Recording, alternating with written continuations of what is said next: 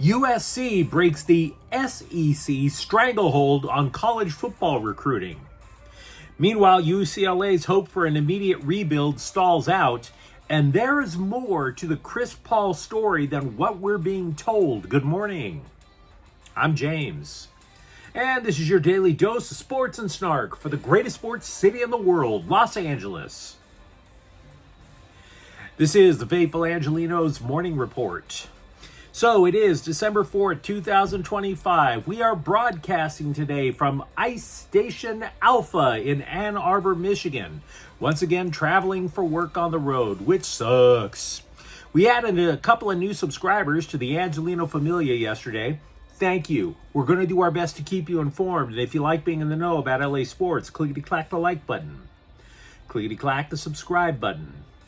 There's a notification bell. Hit that. It'll let you know when we drop an update. Sharing is caring. Let people know we exist. By all means, comment. So before we go through the news and notes, a quick look at the scoreboard. Clippers 115, Atlanta 92. James Harden scored 27 points. And UCLA edged Washington 82-80. Sky Clark scored 25 points. Meanwhile, today, the Lakers are at Toronto at 4:30. Luka Doncic won't be playing tonight. He is out due to the dreaded personal reasons. They're still 3-1 without him in the lineup, though. And Chicago is at the Kings at 7. The Kings are optimistic that Drew Doughty and Warren Fogle will be available to play tonight. So with that out of the way, what do you say we get to the news? Because the shockwaves are still being felt across the continent. USC broke a 17-year streak of SEC programs, landing the top recruiting class in the nation on National Signing Day. Yesterday, we anticipated as many as 33 high schoolers would agree to play for USC next year. And we were wrong.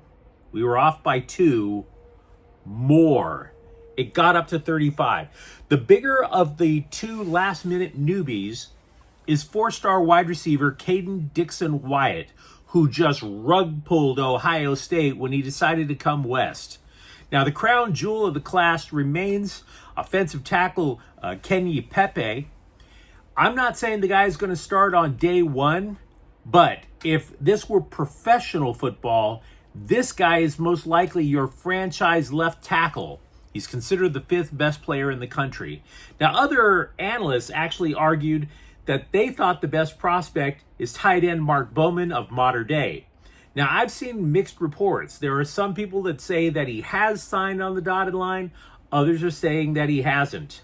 The Trojans also landed the 8th-ranked quarterback in Jonas Williams from Illinois.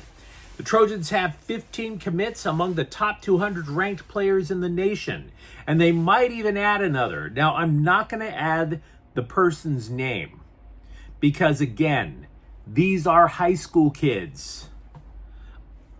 I don't want to stand in judgment too much of what high school kids do. Let's be real. We were all high school kids once, and we were all pretty much weird. But for those of you who were frustrated that Lincoln Riley did not want to recruit in Cali, keep this in mind as well. 20 of the recruits are in state. He heard you. He adjusted.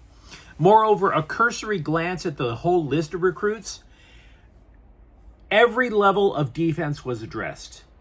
Every part of the offense was addressed. So, this recruiting class, very deep, very talented, very balanced. It was a hell of a day at Heritage Hall. Feel free to let me know what you think in the comments thread. Meanwhile, we disagree with what the LA Times reported. They said that the results are mixed for UCLA. I'm telling you guys, we always face reality on this channel.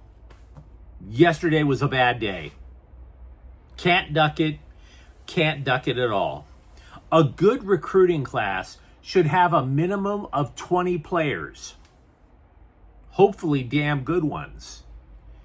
UCLA only got 12 to sign, so that's suboptimal. We reported yesterday, for example, that defensive tackle David Schwartzel flipped from Stanford to the Bruins. He even posted about how happy he was to change his mind on social media. Last I checked, he's still now saying that he's undecided. Going to UCLA, going to Stanford, going back to UCLA, and now he doesn't know what he wants to do. Again, high school students, don't look for stability there. Then there were 4 other recruits who bolted on signing day. This leaves the Bruins with a recruiting class of 12. 12. USC's class is almost 3 times the size. 12. That is a Chip Kelly recruiting class, guys. And this team has holes all over the roster. Now, new coach Bob Chesney, obviously he could add recruits. The signing day is not the be-all, end-all. We know that. Also, there's the transfer portal. There was no question that he was going to have to work that. And moreover, it's not like Deshaun Foster, when he arrived in mid-February two seasons ago, and there he is rummaging through the Dollar Tree for whatever recruits he could find. UCLA isn't necessarily that bad off.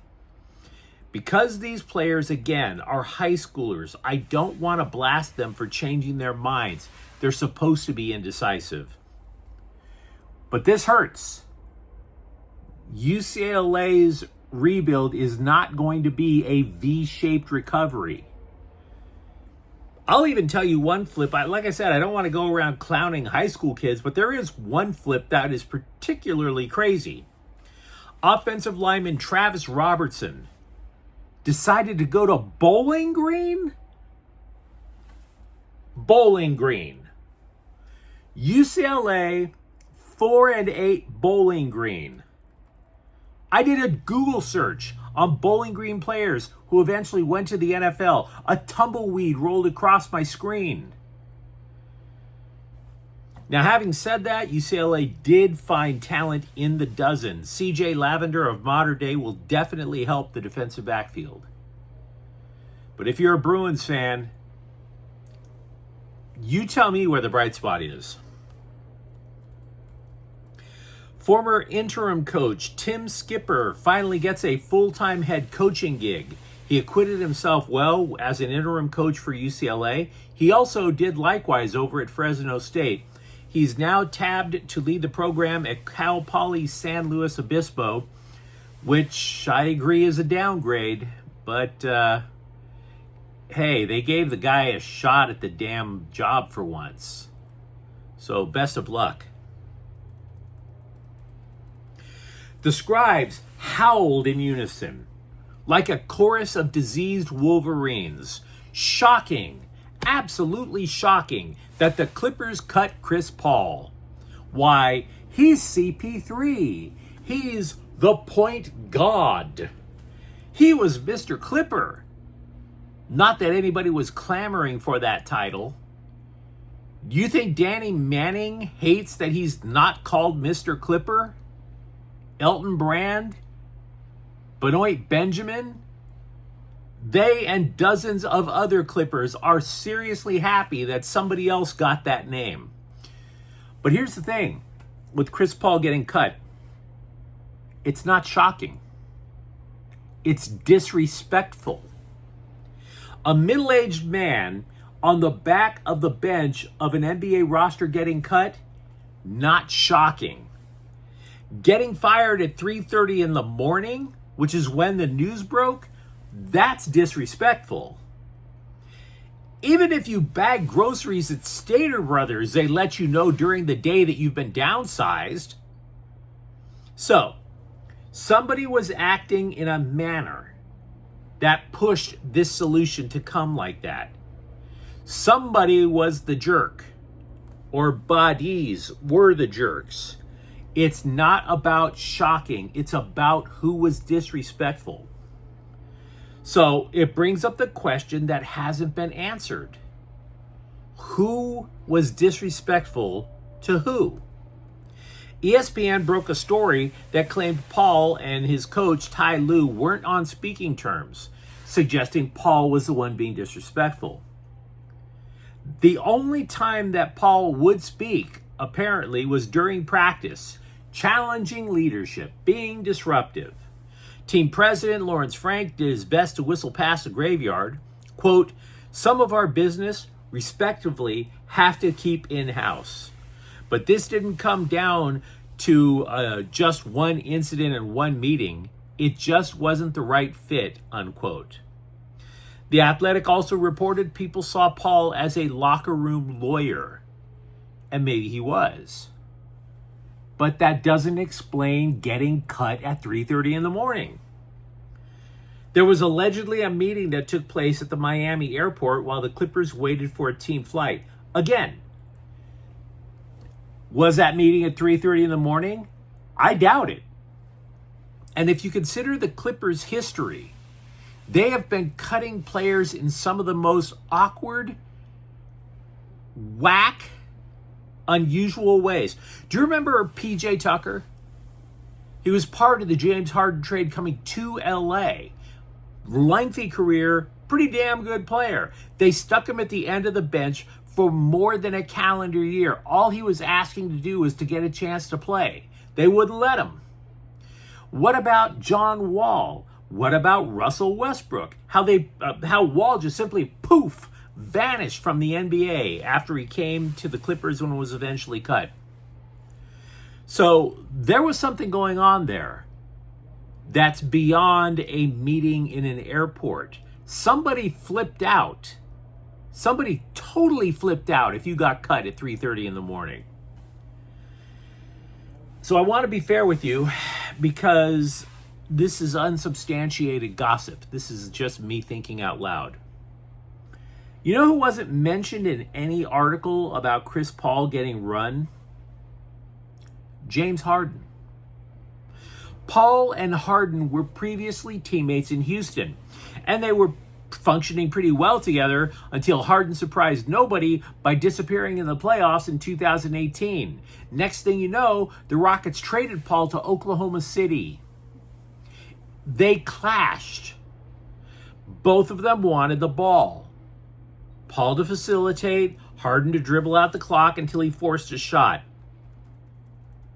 They did not split on good terms. So here come the Clippers years later. They reunite the two and said everybody was going to make nice. Did you buy that? Really? You don't think Chris Paul got into it with James Harden? It's plausible, don't you think? Hey, dude, thanks for the ball hogging, choking in the playoffs, and then making my family move to the Midwest manure pit. You don't think Chris Paul carried that grudge? Not saying I can prove it. But when Harden told the scribes after the game in Atlanta, quote, "I'm just as confused and shocked as you guys," unquote. I'm sitting there like, well, why were you doing 5,000 cartwheels down the hallway, my dude? Again, I can't prove it. But at a minimum, I think it's fair to ask what the hell the Clippers were thinking when they cobbled together a roster of angry old men yelling at the clouds. Is it possible that Paul got ran because he saw the guy who ran him out of Houston ball hogging again, and that's what blew things up at practice? One final thing. People are asking what's next for Chris Paul.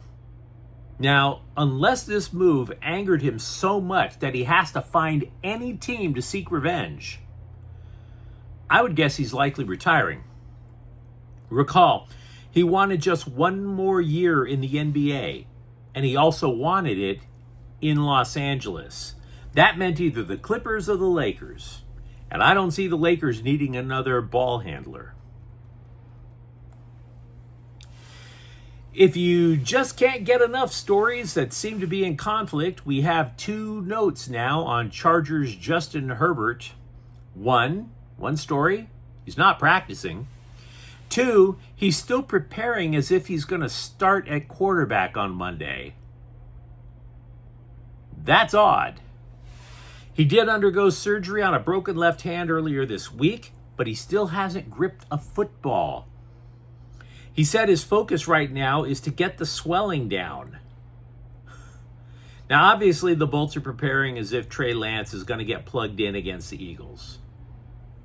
But yeah, there's Herbert with a big old bag of ice and a playbook in his other hand. Miguel Rojas said he only wanted to play one more year of Major League Baseball and have that year with the Dodgers. Considering how many times he rescued them in Toronto during the World Series, the team was happy to oblige him. He signed a one-year deal worth about $5.5 million, which is nice. It is a feel-good story, so long as your name's not Hae-Seong Kim. But yeah, it's a feel-good story. And yet there's an even more impactful story about the Dodgers. Colorado has hired Dodger Vice President Josh Burns to serve as their general manager. He'll join another former Dodger front office guy, ex-general manager Paul DePodesta, to see if they can kind of jolt that franchise back to life. They have history. They used to work together in Cleveland. But you let me know what you think in the comments thread. Talk to me about the recruiting days for either USC or UCLA. For that matter, what do you think happened about Chris Paul getting cut? And if you enjoyed the update, don't forget to subscribe to Faithful Angelenos. We are talking LA sports every single day. Thank you for watching. I'm James. We'll be back tomorrow in the snow. Faithful Angelenos is a Kian Corte El Queso production. Take care.